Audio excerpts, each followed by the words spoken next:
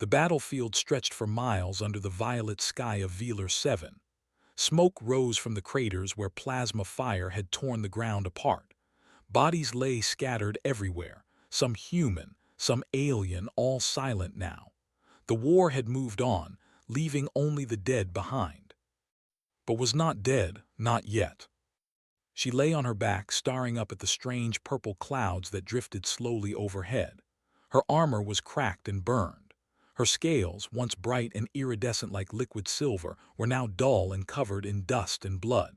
She could feel her hearts beating, both of them, but that was where the feeling stopped.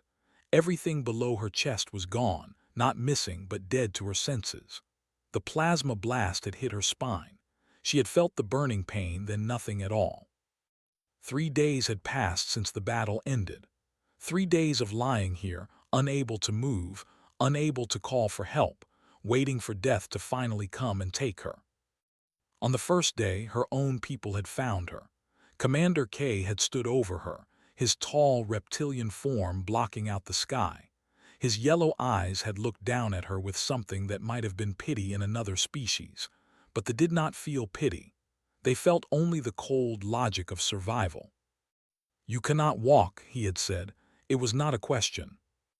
"No," she had answered. Her voice was weak, but she forced the words out. "My spine is damaged. I cannot feel my legs." Kay had nodded slowly. "Then you are already dead." He had turned and walked away. The other soldiers followed him without looking back. That was the way. A warrior who could not fight was not a warrior at all. They were weight to be discarded, mouths to be left unfed, bodies to be abandoned. There was no cruelty in it, not to their minds. It was simply efficient. Had accepted it, she had been raised to accept it. When she was young, she had seen wounded soldiers left behind on other battlefields. She had stepped over their bodies without feeling anything. That was the way of her people. The strong survived. The weak did not. Now she was the weak one. By the second day, she had stopped hopping for rescue. Her throat was dry. Her body was failing. She watched small creatures come out from the rocks to investigate the bodies around her. Soon, they would come for her too. She closed her eyes and tried to prepare herself for the end. On the third day, she heard the sound of an engine. At first, she thought she was dreaming. The noise grew louder, a rough mechanical growl that echoed across the empty battlefield. Then she heard footsteps, heavy boots crunching on the broken ground. Someone was coming. She opened her eyes and saw a figure standing over her, but it was not. It was something else entirely. A human. He was not tall, not by her standards. His skin was soft and pink, covered in a thin layer of sweat and dust. He had hair on his face, brown and messy, and his eyes were a pale blue color that reminded her of ice. He wore a worn jacket and carried a scanner in one hand. He looked tired and dirty and completely unremarkable. He also looked surprised. "Well," he said, his voice rough but not unkind. "Didn't expect to find anyone alive out here." Stared at him. She had fought humans before. They were weak creatures, slow and fragile, easy to kill in single combat. They had always dismissed them as barely worth fighting. Yet somehow they kept spreading across the galaxy, kept surviving, kept showing up in places where they did not belong. Like here, like now. "Leave me," she said. Her voice was barely a whisper. "I am dying." The human crouched down beside her. He ran his scanner over her body, frowning at whatever he saw on the screen. "Yeah, you're in pretty bad shape," he agreed. "Spine's damaged, internal bleeding probably, dehydration for sure." He looked at her face. "But you're not dead yet." "I cannot walk, I am useless, leave me." The human raised an eyebrow. "Useless? Lady, I've got a ship full of broken equipment that I fix every day. Broken doesn't mean useless. It just means it needs work." Did not understand. Why was he still here? Why was he talking to her instead of walking away? Any would have left by now. Any sensible creature would have recognized that she was a burden and moved on. "I am your enemy," she said, trying one more time. "My people have killed many of yours." "Probably," the human said. He stood up and stretched his back. "But you're not killing anyone right now, are you? Right now, you're just a person who needs help." He walked away and for a moment thought he had finally listened to her. But then she heard him coming back, his footsteps heavy and slow. When he appeared again, he was carrying a stretcher, the kind used for moving cargo. "Okay," he said, kneeling beside her. "This is probably going to hurt. I'm sorry about that." Before she could protest, he slid his arms under her body and lifted her onto the stretcher. She was surprised by his strength. Humans were supposed to be weak, but he moved her large frame without too much difficulty. Pain shot through her upper body, but she did not cry out. She was still. She still had her pride. The human began pulling the stretcher across the battlefield, toward a small ship that sat in the distance. It was an ugly vessel, old and patched and clearly held together by hope and spare parts. "My name's Danny," the human said as he walked. "Danny Carter. I'm a salvage operator. I was just here looking for scrap metal, maybe some old tech I could sell. Didn't expect to find a living person." He glanced back at her. "What's your name?" She hesitated. Telling him her name felt like admitting something, like accepting that this strange rescue was really happening. But he had asked, and despite everything, she found that she wanted to answer. She said. He nodded. "That's a nice name. Okay, here's the deal. I'm going to take you to a station I know. They've got doctors there, real ones, not like me. They might be able to help you." "Why?" The question came out before she could stop it. "Why are you doing this? I am nothing to you. I am your enemy. Helping me will cost you time and resources. It is inefficient." Danny stopped walking. He turned around and looked at her with those strange blue eyes. For a long moment he said nothing. Then he smiled, a small, tired smile that she did not understand at all. "Because you needed help," he said. "That's reason enough." He turned back around and kept walking.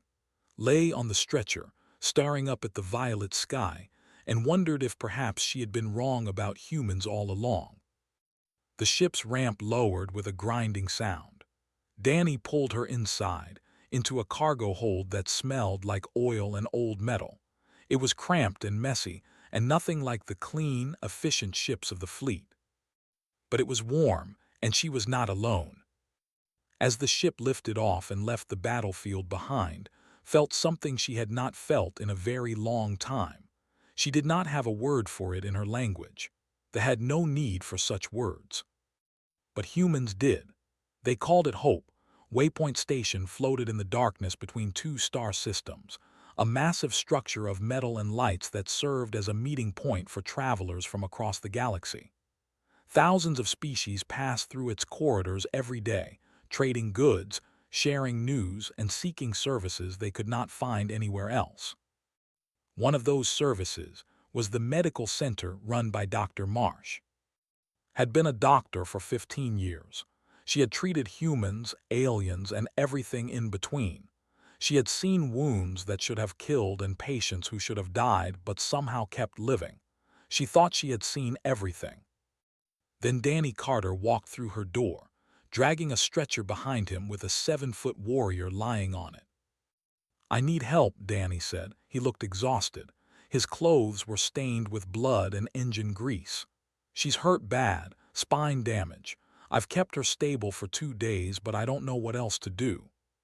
Stared at the alien on the stretcher. They were known throughout the galaxy as fierce warriors, proud and dangerous. They did not accept help from other species. They certainly did not accept help from humans, whom they considered weak and inferior. Yet here was one of their soldiers, barely conscious, completely helpless, brought in by a human salvage operator who looked like he had not slept in days. "Bring her in," said. The next few hours were a blur of scans and tests and readings that had never seen before. Biology was different from human biology in almost every way. They had 2 hearts, 3 lungs, and a nervous system that ran through their body like a web of electricity. Their scales were not just skin, but a form of natural armor that could stop most blades and some bullets. None of that helped when your spine was shattered. stood in her office, looking at the scans on her screen. The damage was severe. The plasma blast had destroyed 3 vertebrae and burned through the nerve clusters that connected the brain to the lower body.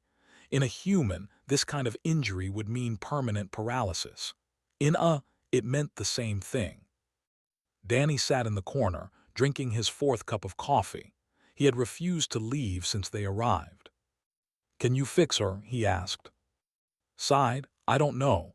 This is beyond anything I've dealt with before. Medicine doesn't have a solution for spinal injuries. Their culture doesn't believe in treating wounds like this. If you can't heal naturally, they let you die." "That's stupid," Danny said.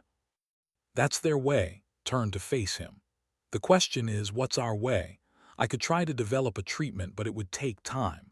Weeks, maybe months. I'd need to consult with specialists, study their biology, run experiments. It would cost a lot of money, and there's no guarantee it would work." Danny nodded slowly. "How much money?" Told him. It was a number that would make most people walk away. Salvage operators did not make that kind of money. Nobody made that kind of money easily. Danny finished his coffee and stood up. "Okay," he said. "I'll figure it out. You start working on the treatment." Danny caught his arm before he could leave. "Why are you doing this? You don't know her. She's not your responsibility. Her own people left her to die. Why should you care?" Danny looked at her with tired eyes. "Because she needed help," he said, "and because nobody else was going to do it." He walked out the door and was left alone with her impossible patient. The weeks that followed were the hardest of his career. She assembled a team of specialists, doctors and scientists and engineers who came from 3 different star systems. They studied biology day and night, looking for any way to repair the damaged spine. The answer, when it finally came, was not simple. Human medical technology had developed ways to repair damaged nerves using synthetic bridges, tiny machines that could connect broken pathways and restore function. But those machines were designed for human bodies. Making them work would require completely redesigning them from scratch. It was possible, but it would take time and money and luck. Danny provided all 3. He took every dangerous salvage job he could find. He flew into asteroid fields and war zones in places where smart pilots refused to go. He came back battered and bruised, sometimes bleeding, always exhausted. Then he would sit by his bed and talk to her, even when she refused to respond. At first said nothing. She lay in her medical bed and stared at the ceiling, her golden eyes empty and distant. In her mind, she was already dead. Her people had declared it so. Her body simply had not caught up with the truth yet. But Danny kept talking anyway. He told her about Earth, the planet where humans came from. He described the mountains and the oceans and the forests filled with trees taller than buildings. He told her about Montana, the place where he grew up, where the sky was so big you could see storms coming from 100 miles away. He told her about his life before space, about his job as a mechanic, fixing trucks and tractors for farmers who could not afford new ones, about his marriage that had failed because he was always working, always away, always chasing something he could not name, about the day he decided to leave Earth and find a new life among the stars. "It wasn't running away," he said one night, sitting in the chair beside her bed. "Not exactly. I just needed to see what else was out there, needed to know if the universe was as big as I always dreamed it was." Turned her head slightly. It was the first time she had moved in days. "Did you find what you were looking for?" Danny smiled. "Still looking," he said, "but I've found some interesting things along the way." Days turned into weeks. The medical team made progress, slow but steady. They developed a prototype for the neural bridge, a device that could connect the broken pathways in spine and restore function to her legs. The surgery would be risky. There was a 40% chance it would kill her. When explained this to, the warrior did not hesitate. "Do it," she said. "You understand the risks?" asked. I understand that I am already dead, replied. Your people have given me a chance to live again. I would be a fool not to take it. The night before the surgery, Danny came to visit her one last time. He brought her a cup of something warm and sweet, a human drink called hot chocolate that she had never tasted before. She found that she liked it more than she expected. Are you scared? He asked. Considered the question. Among the admitting fear was a sign of weakness, but Danny was not, and she was beginning to understand that weakness among humans meant something different. Yes, she said, I am scared. Danny nodded. That's okay. Being scared is normal. It means you have something to lose. I have nothing to lose. I'm already dead. No, Danny shook his head. You're not dead. You're hurt, but you're not dead. And tomorrow we're going to fix you. Then you can figure out what comes next. Looked at him for a long moment. This strange, soft creature who had carried her off a battlefield and refused to let her die, who had spent his money and risked his life for someone he did not know, who sat by her bed night after night, talking to her like she mattered. Why, she asked again, the same question she had asked on the battlefield. Why do you do this? Danny smiled that small, tired smile she was beginning to recognize.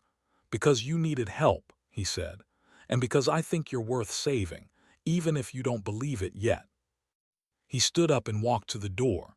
Before he left, he turned back and looked at her. I'll be here when you wake up, he said. I promise.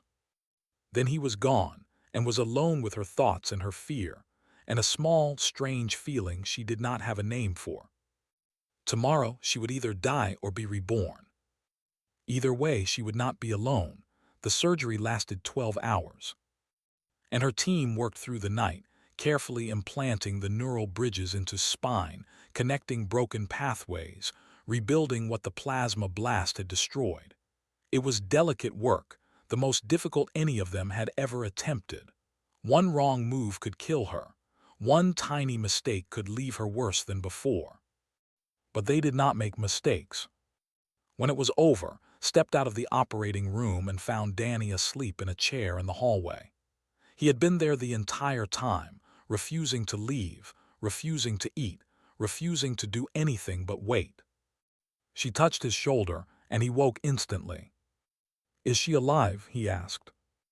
Nodded. She was too tired to smile, but she felt something like hope in her chest. She's alive. The surgery was successful. We won't know for a few days if the neural bridges are working, but she's stable. She's going to live. Danny closed his eyes and let out a long breath. For a moment, he looked like he might cry. Then he opened his eyes again and stood up. Can I see her? She's still unconscious. She'll be out for at least another day. That's fine. I just want to be there when she wakes up. Led him to the recovery room, where lay still and quiet in a bed designed for her large frame. Her scales had lost their dull, dusty color and were beginning to shine again. Her breathing was steady. She looked peaceful, which was strange for a warrior. Danny sat down in the chair beside her bed and did not move. He was still there when she opened her eyes 26 hours later. You're awake, he said. His voice was rough from lack of sleep. Blinked slowly. Her mind felt cloudy, heavy with drugs and exhaustion. She tried to remember where she was and why. The surgery, the neural bridges, the 40% chance of death. She was not dead. The surgery, she said, her voice was weak. Did it work? Danny leaned forward. The doctors say it did. The neural bridges are active. Your spine is connected again. He paused. But it's going to take time. You're going to have to learn to walk again. It won't be easy. Absorb this information. Learning to walk, like an infant, like a hatchling taking its first steps. The thought was humiliating. A warrior reduced to such weakness. But she was alive. Against all odds, against all logic, she was alive. I will do what I must, she said. The physical therapy began 3 days later. At first, could not even sit up on her own. The neural bridges were working, but her muscles had been inactive for too long. They had become weak, atrophied, barely able to respond to her commands. The simplest movements required enormous effort and concentration. Her therapist was a human woman named Meg, a small, energetic person who seemed completely unafraid of her patient. Meg pushed her hard, harder than expected from a human, demanding more effort, more repetitions, more attempts even when wanted to quit. "One more time," Meg would say. "Just one more, you can do it." And somehow would do it. Danny was there for every session. He sat in the corner, watching, sometimes helping when Meg needed an extra pair of hands. He never showed pity, never treated her like she was broken or weak. He treated her like a person doing a difficult job, nothing more, nothing less. It was strange. Her condition would have brought shame. Other warriors would have looked away when she passed, avoiding the reminder of what could happen to any of them. Her family would have mourned her as dead, even while she still breathed. But the humans did not shame her. They celebrated her small victories. When she sat up on her own for the first time, the medical staff cheered. When she moved her legs, Meg actually jumped up and down with excitement. When she stood, holding onto support bars with trembling arms, Danny smiled so wide that she could see all of his teeth. "You're doing great," he said. "I knew you could do it." Days turned into weeks, weeks turned into months. Slowly, painfully, learned to walk again.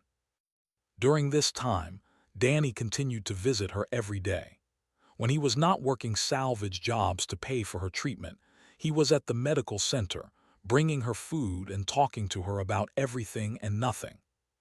He brought her human food, strange dishes with names she could not pronounce. Pizza, he called one of them. It was flat and covered in melted cheese and some kind of meat.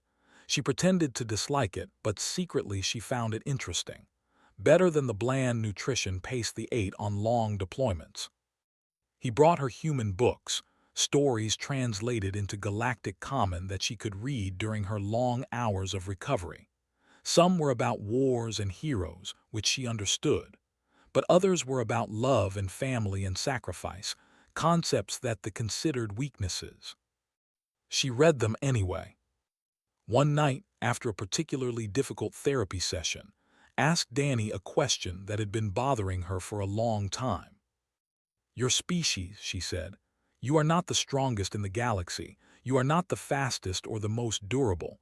Your senses are limited.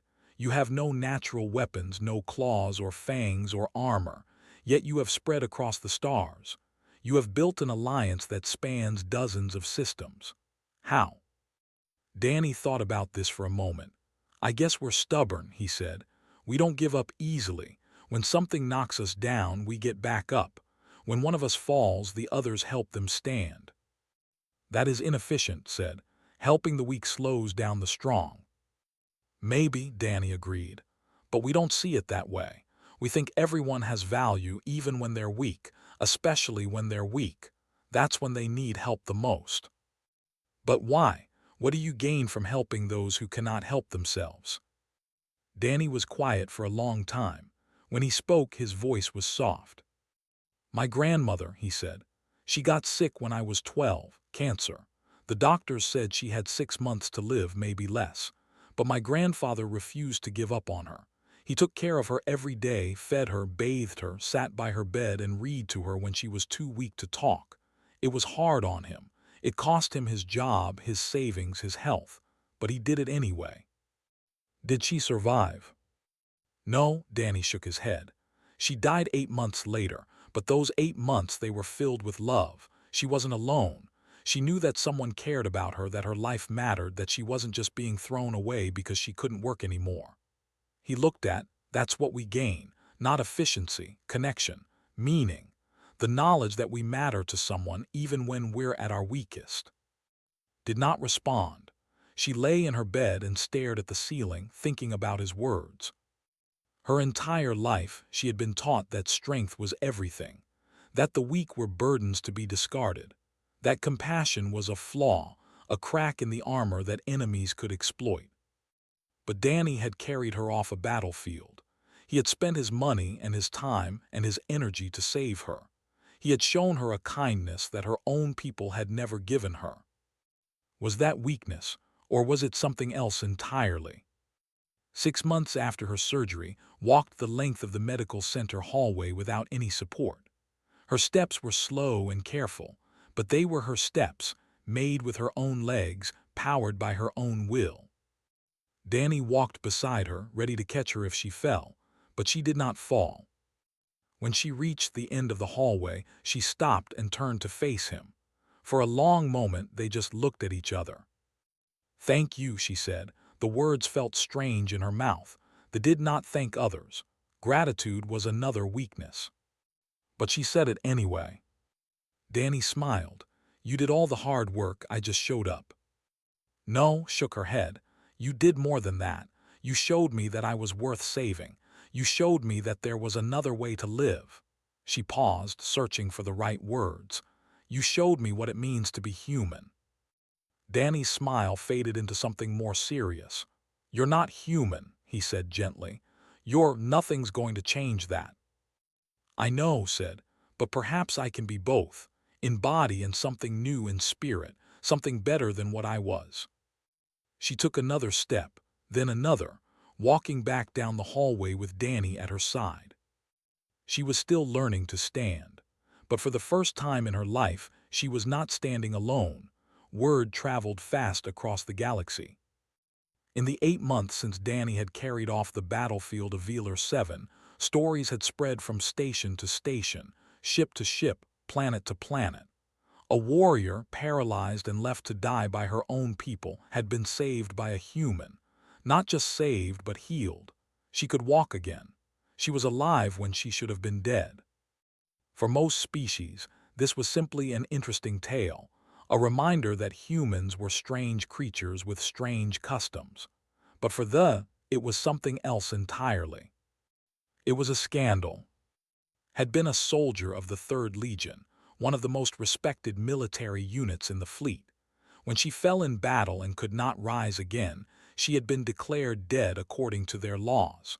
Her name had been removed from the records. Her family had performed the rituals of mourning. As far as they were concerned, she no longer existed. But dead warriors did not walk. Dead warriors did not accept help from inferior species. Dead warriors did not become symbols of human compassion spreading across the galaxy like a disease.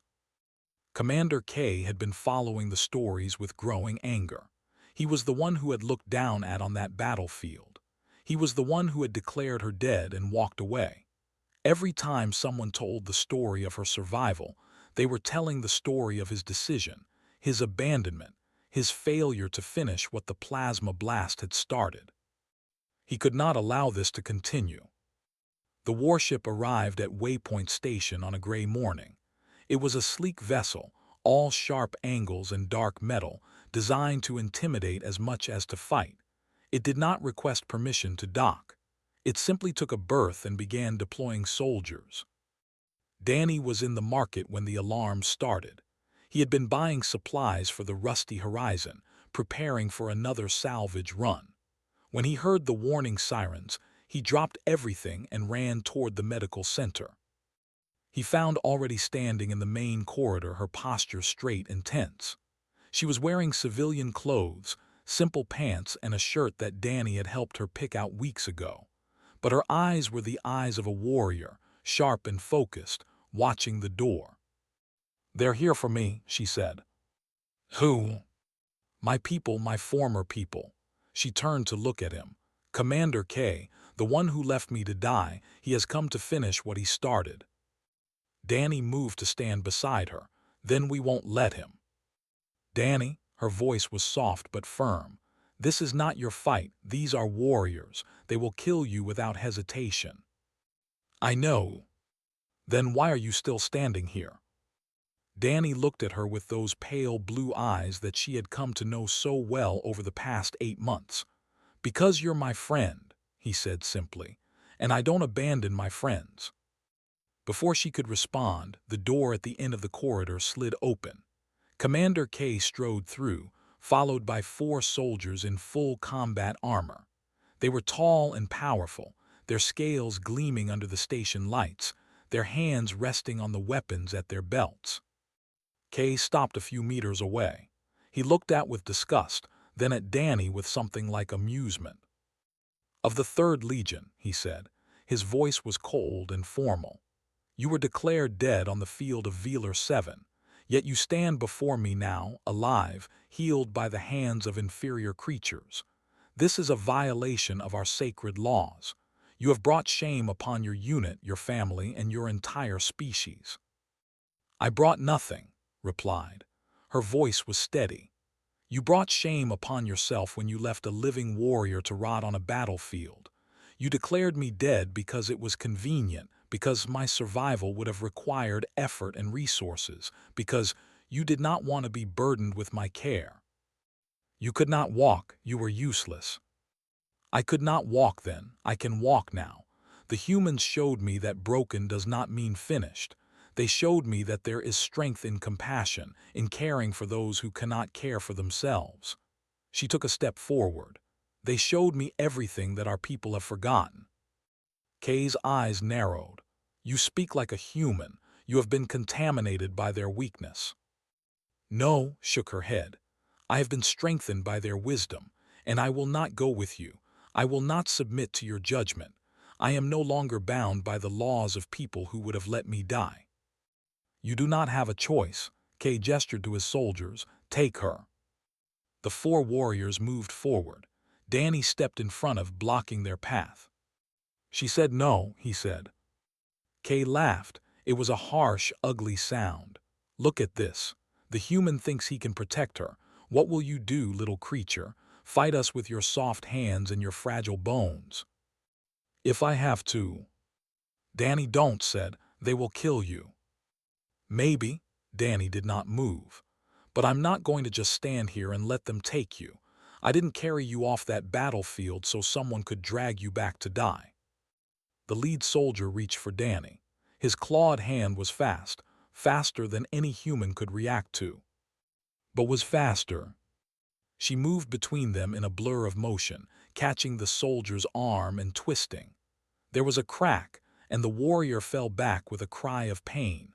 Before the others could react, she was among them. The fight was brutal and quick.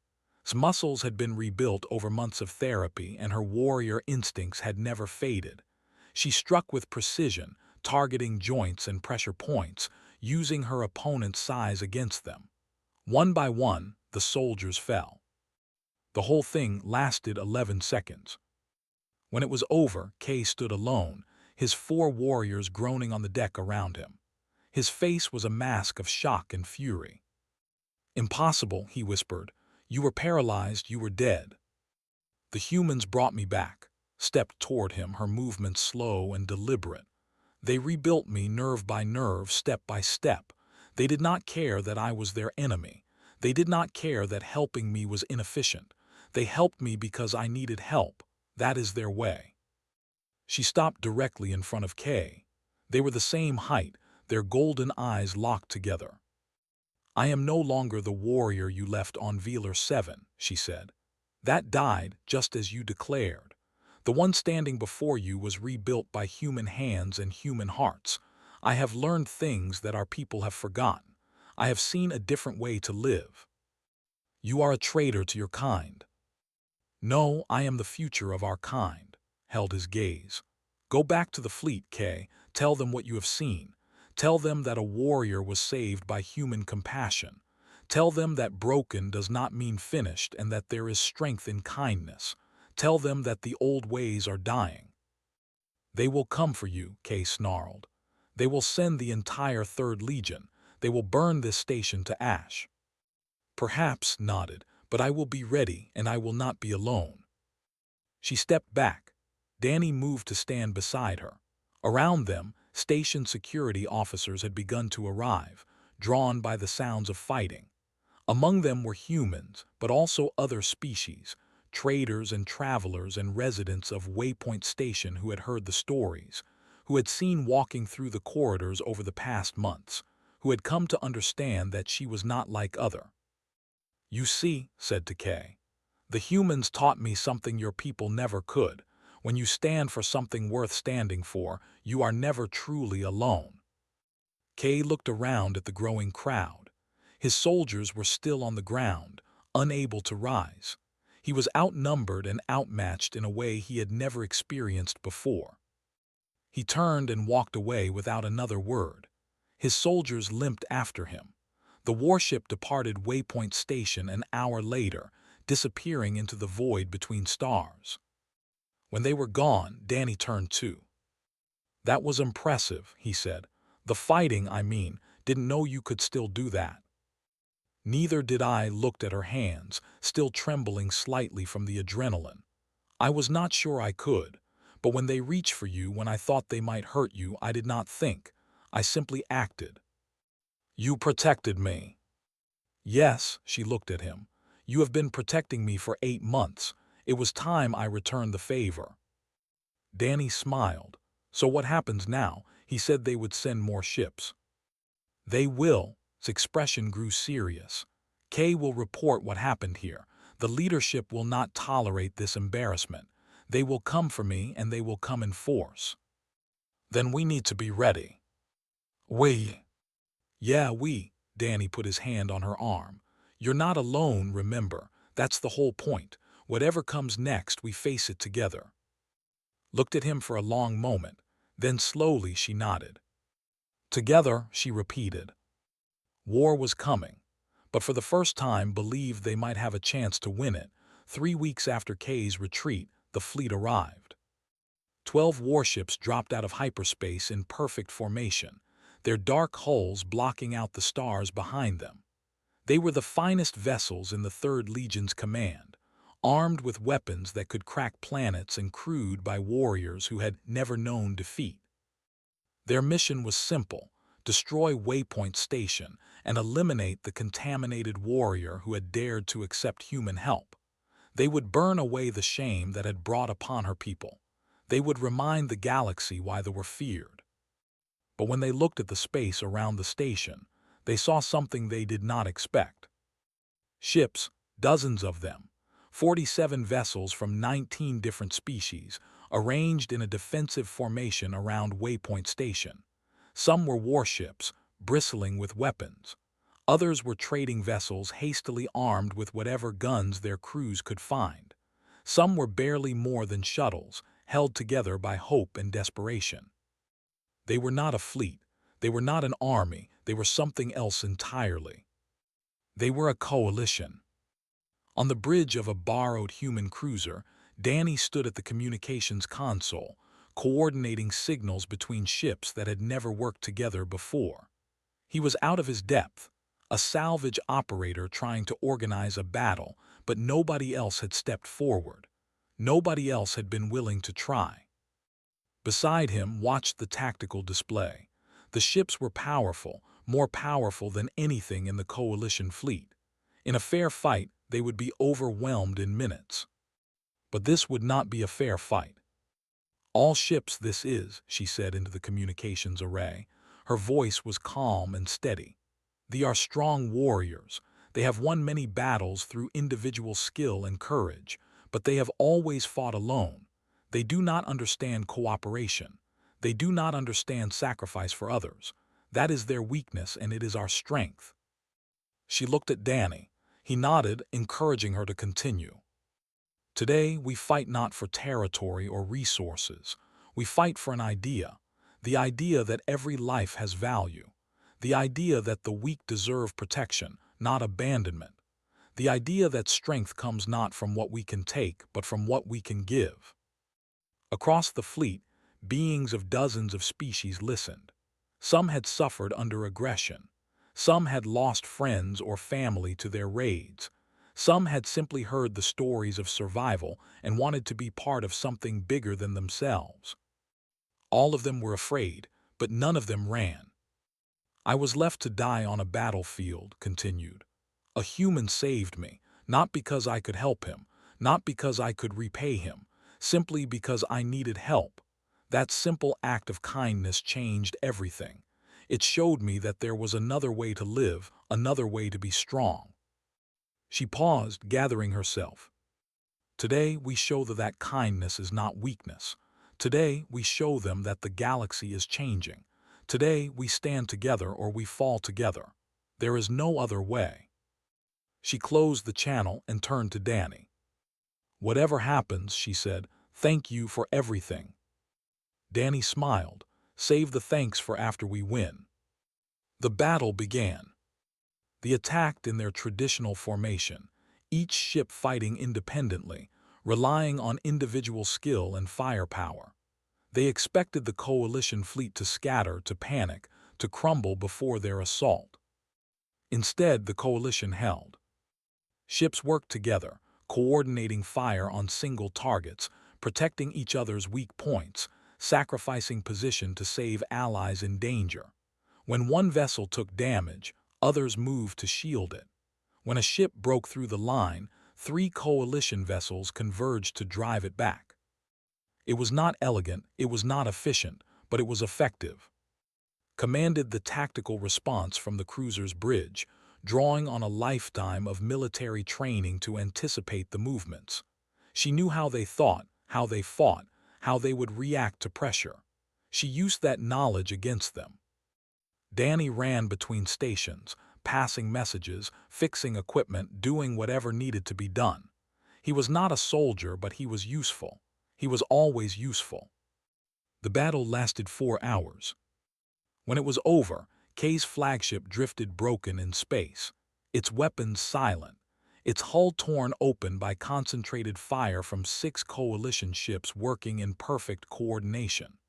The remaining vessels had withdrawn, their commanders unable to understand how they had been defeated by such an inferior force. They had lost not because they were weaker, but because they were alone.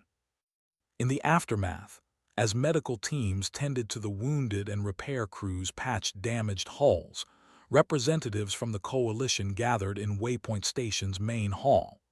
They came from different worlds, different cultures, different species. They had nothing in common except a shared victory and a shared hope for something better. Stood before them. She was tired. Her body ached from hours of tension and stress, but she stood straight and tall, her golden eyes sweeping across the assembled crowd. I was born, she said. I was raised to believe that strength was everything, that the weak were burdens, that compassion was a flaw. My people have conquered worlds with that philosophy. They have built an empire on the backs of those they considered inferior. She paused. But I was wrong, we were all wrong. She looked at Danny, who stood awkwardly at the edge of the crowd, uncomfortable with the attention. He gave her a small nod. A human saved my life, she continued. Not a warrior, not a leader, a salvage operator, a mechanic, a man who had nothing to gain from helping me and everything to lose. He carried me off a battlefield because I needed help.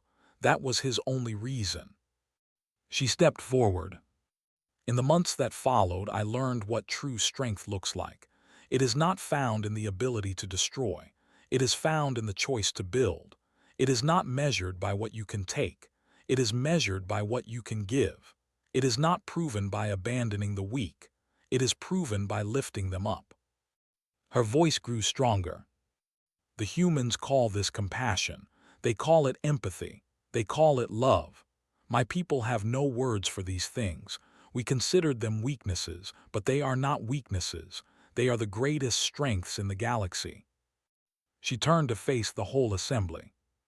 Today, we prove that cooperation defeats isolation. Today, we prove that kindness can triumph over cruelty. Today, we prove that the old ways are dying and something new is being born. She raised her hand. I stand before you as proof that change is possible. If a warrior can learn compassion, then anyone can. If our species can reach across the void and help each other, then nothing is impossible.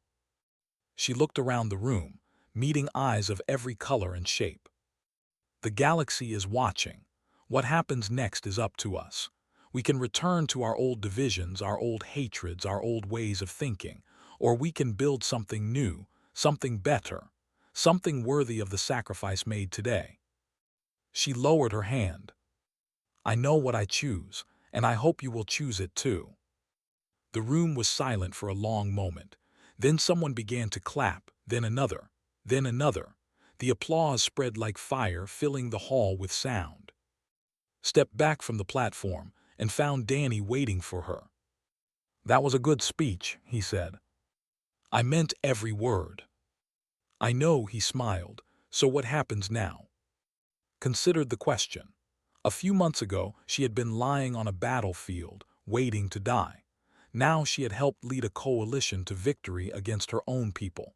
Now she stood as a symbol of change for an entire galaxy. It was overwhelming. It was terrifying. It was also somehow exactly where she was supposed to be. "Now," she said, "we begin the hard work. Changing cultures takes time. Changing minds takes patience. They will not accept new ideas easily. But if we can show them another way, if we can prove that compassion brings strength instead of weakness, then maybe one day they will understand." "That sounds like a lot of work." "It is." She looked at him. "Will you help me?" Danny laughed. "I've been helping you since I found you on that battlefield, not planning to stop now." "Good," nodded, "because I do not think I could do this alone." "You're not alone," Danny said. "That's the whole point, remember." She smiled. It was a strange expression on a face, but she was learning. She was always learning. Years later, historians would write about the Battle of Waypoint Station as a turning point in galactic history. They would describe the formation of the coalition of free species. They would document the slow transformation of culture as compassion replaced cruelty, generation by generation. But they would always come back to the beginning, to a battlefield on Velar 7, to a human salvage operator who found a dying alien and refused to walk away. "Why did you save her?" The historians would ask Danny Carter in interview after interview. And he would always give the same answer. "Because she needed help, that's reason enough." The historians would nod and write down his words, but they never quite understood what made them so powerful. They understood eventually. The other species understood. The galaxy understood. Sometimes the simplest reasons are the strongest ones. Sometimes a single act of kindness can change everything. And sometimes the weakest-looking creatures in the galaxy are the strongest of all.